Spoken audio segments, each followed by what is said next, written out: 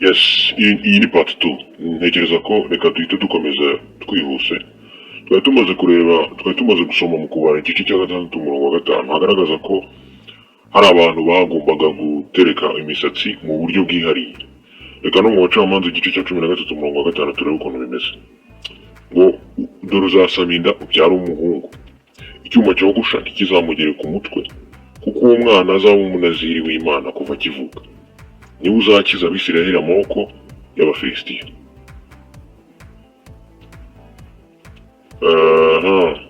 Uwo ninde bavugaga? Umugabo bita reka ndebe umurongo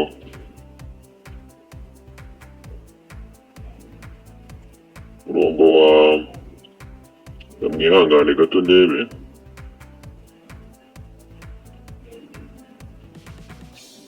Umurongo wa 19 ugaragaza ko umugabo bita Manowa niwe wabyaye uwo mwana wagombaga kuba umunaziri agakiza Abisirayeli amaboko y'Abafilisitiya. So uwo mwana rero nyuma yaho yaje kuvuka yitwa Samusoni. Uwo yari umwana w'umuhungu. So abanaziri nk'abo ngabo cyangwa abandi bantu bitwaga abanaziri nibo baterekaga imisatsi. Urugero nk'uyu nguyu Samusoni nyine ko yari umunaziri w'Imana wihariye. So rero kubera ko Yesu atari muri icyo cyiciro, birashoboka ko atari afite umusatsi nk'uwo atari yarateretse umusatsi. So ibyo biri kudufasha nyine kureba ukuntu Yesu yasaga. Uko twabibonye hejuru, yari umugabo ufite imbaraga, ntabwo yari umunyantege nke. Kuko umubiri wawe wari warateguriwe kuzatanga incungu Mana. Ibyo byumva. Cya kabiri, yateraga Imana ishema. So yari umwana rero, yari umuhungu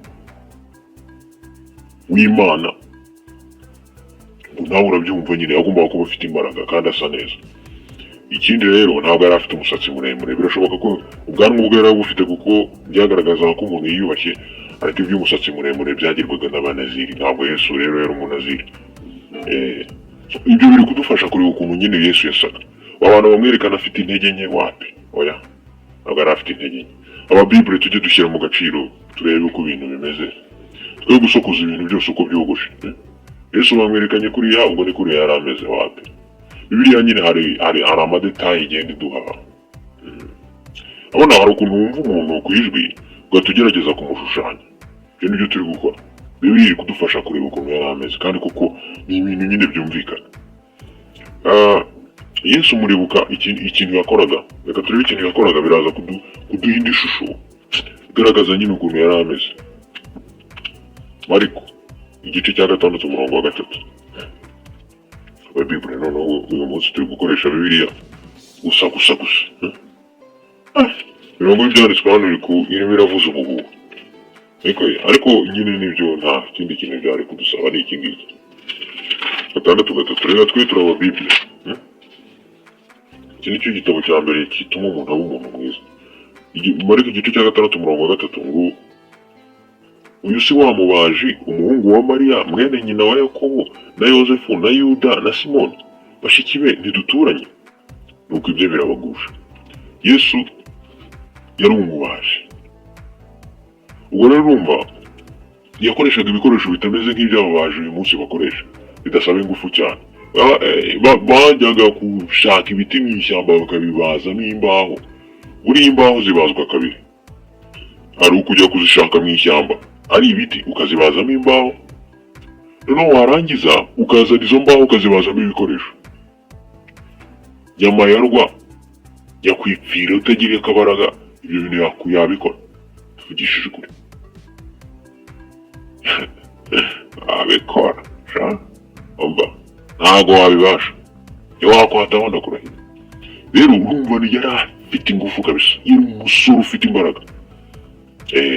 Kurumva akazi yakoraga kamusabaga imbaraga. Eko sa kandi kantu wenda katwereka ishusho y'ukuntu Yesu yari ameze. Yari afite ingufu. Ntabwo yari umunyantege. Hari ikindi kintu yigeze gukora kigaragara muri Yohana. Nacyo kiraduha ishusho y'ukuntu yasaga. Ariko kirasa n'igishimangira icyo ngicyo twari tumaze kuvuga hejuru. Yohana igice cya 2 umurongo wa 14. Ngo asanga mu rusengero abagurishaga inka n'intama n'inuma n'abari bicaye bavunja amafaranga. Bamaze kuboha ikiboko mu migozi, birukana mu rusengero bose hamwe n'intama n'inka zabo, kandi anyanyagiza ibiceri by'abavunjaga amafaranga, yubika n'ameza yabo. Hanyuma abwira abagurishaga inuma ati, mukure ibi bintu hano, inzu ya data mureke kuyihindura inzu y'ubucuruzi. Abigishwa bibuka ko handitswe ngo ishyaka ndwanira inzu yawe ntirandya.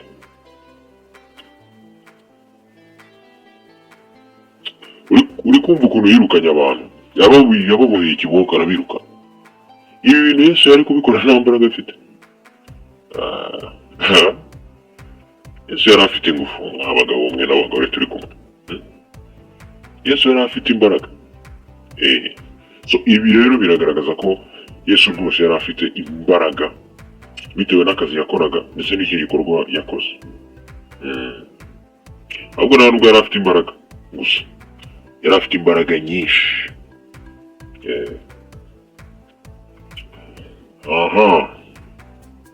Hari ikindi kintu Yesu yakoze.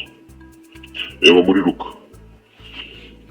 Luka igice cya 4 umurongo wa 43. Luka igice cya 4 umurongo wa 43.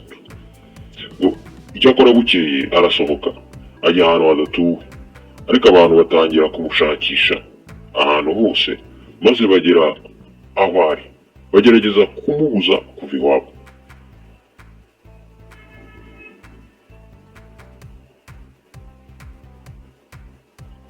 Ariko arababwira ati, ngomba gutangariza ubutumwa bwiza bw'ubwami bw'Imana no mu yindi migi, kuko byari byo natumwe gukora. Nahereye 42. Urabona 43 ukuntu havuze ngo ngomba gutangariza ubutumwa bwiza bw'ubwami bw'Imana no mu yindi migi, kuko byari byo natumwe gukora. Yesu yagenze muri Palestina yose n'amaguru atangaza ubwo butumwa. Ibyo rero ntabwo yari kubikora adafite imbaraga, yari afite ingufu zidasanzwe. Yesu yari afite imbaraga, ibintu byose yakoraga byasabaga ingufu. So yari afite imbaraga rero, ako ni akantu ka mbere tubonye. Ikindi nanone, Yesu ukuntu intuza yari afite, imico yari afite, burya idufasha no kumenya ukuntu yari ameze. Reka dufate urugero. Muri Matayo igice cya 11 umurongo wa 28 kugera 30. Yesu yaravuze ngo abantu baguka n'abaremerewe nimuze munsange ndabaruhura. Yesu abantu baramusangaga bitewe n'imico myiza yari afite, urugwiro, ineza yagiraga, byatumaga abantu ahantu yabaga babaga ari abantu b'uruvunganzoka, babaga ari benshi cyane, babaga ari igihiriri kabisa. Rero babonaga ihumure yabaga yabasezeranyije. Nanone Yesu yakundaga abana. Muri Mariko igice cya 10 umurongo wa 13 kugera 16. Mariko yakundaga abana pe. Nako Yesu Kristo. Yesu yakundaga abana. Ibyo byatumaga nyine abantu bamukunda. Urumva usibye ko yari afite imbaraga asa neza, ariko nyine n'isura yiwe wabonaga yari nziza kubera iyo mico yabaga afite. Umuntu mwiza wangwa abantu basanga bigaragara ko nyine asa neza mu maso, umuntu useka basa neza. Namwe mujye mwisekera. Ari hahandi n'ubundi ko nta n'umwaka uzongera mu gukambya agahanga kwawe. Ewe reka twikomereza ako kara kanyuzemo. Ikindi nanone, Yesu igihe yapfaga ntabwo yigeze aba umurakari. Yaravuze ati, data bababarira kuko batazi ibyo bakora. Yesu mani ibintu byo kurakara n'iby'imishinya ntabyo yagiraga. Rero urumva hari n'ibindi bikorwa yakoze, urugero igitangaza ariko cyo murakizi. Yohana igice cya 2 umurongo wa 1 kugera 11. Ahindura amazi iki? Divaisha. Bigaragaza ko Yesu yari umuntu mwiza. Nanone hari amasomo agiye atandukanye yagiye atanga atazigera yibagirana.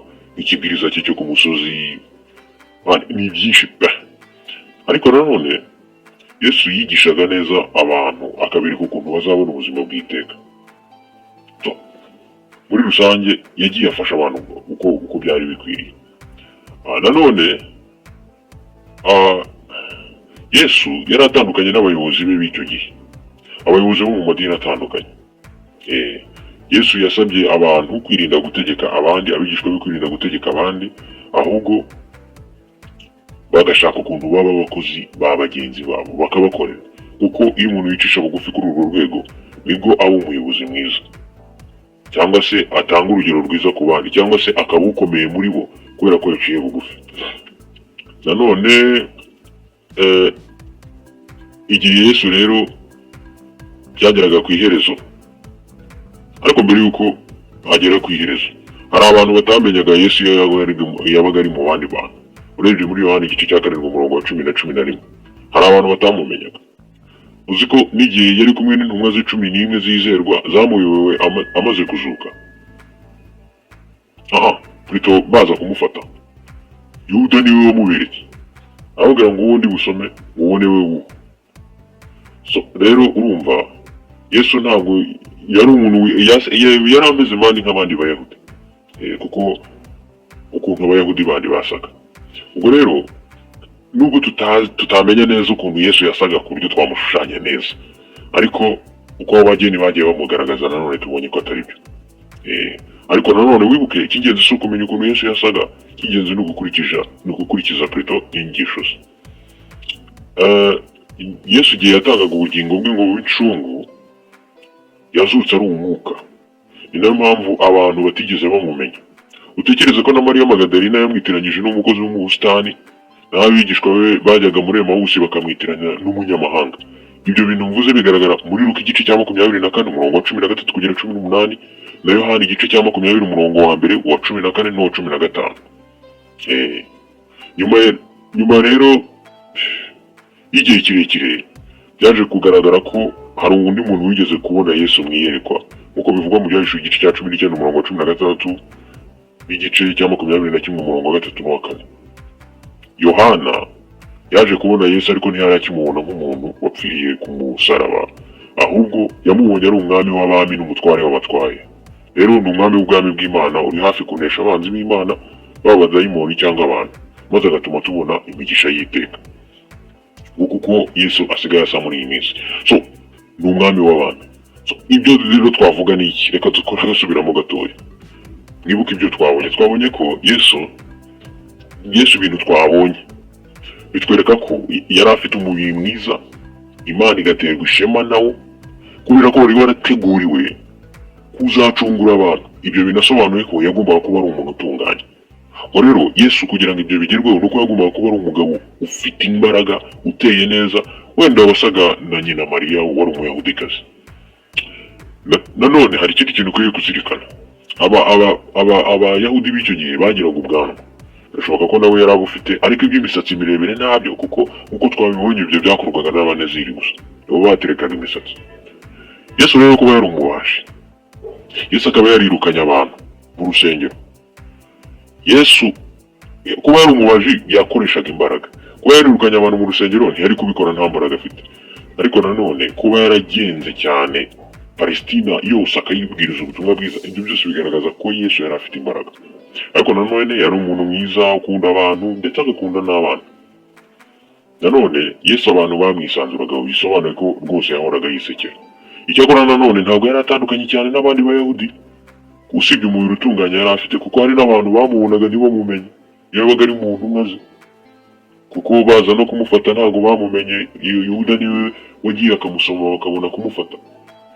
Amaze kuzuka bwo rero nta n'umuntu wari gupfa kumumenya, kuko yazukanye umubiri w'umwuka. Uyu munsi rero tukwiye kwita ku byo Yesu yigishije kuruta isura ye, nubwo twari turi muri kwimara amatsiko. Gusa uyu munsi ni umwami w'abami utegekera mu ijuru, nk'uko bigaragara mu Byahishuwe igice cya 19 umurongo wa 16. Ababibule nk'urugero runaka kimushize amatsiko.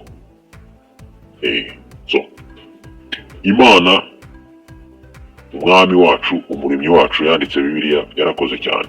Hari ibintu byinshi Imana biba biri muri Bibiliya umuntu aba atanazi. Ariko muri rusange yaduhaye igitabo gifite package yose. Naho rero tuzongere guhura, ariko niwiyandikisha aho hasi bizakorohera kugaruka. Kora sabu hanyuma tuzongere duhure. Keep being blessed. This is Shine with Scripture.